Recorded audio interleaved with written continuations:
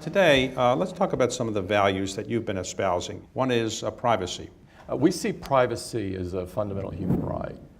And so to us, it's right up there with some of the other civil liberties that make Americans what they are. You know, it defines us as Americans. And we see that this is becoming a larger and larger issue for people.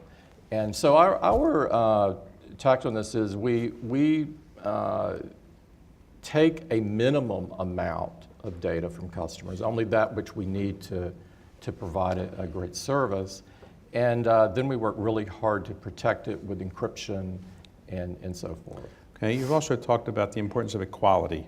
Yeah. Why is that important to you? As I look at the world, many of the problems of the world come down to the lack of equality. It's the fact that it's the kid that's born in one zip code who doesn't have a good education because they happen to be born in that zip code.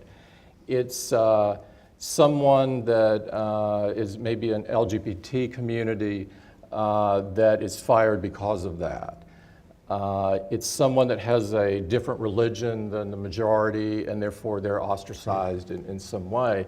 And so very simply, I think, if one day you could wave a wand and everybody in the world would treat each other with dignity and respect, there are many, many problems that would go away with that.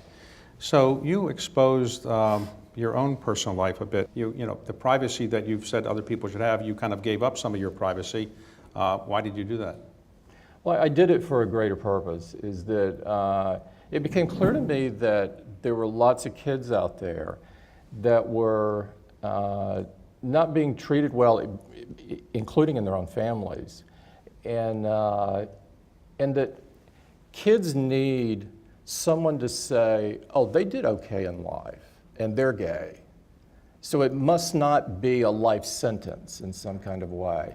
And when we're getting these notes, it would tug on my heart even more, and it got to the point where I thought, I'm making the wrong call by trying to do something that is comfortable for me, which is to stay private, that I needed to do something for the greater good.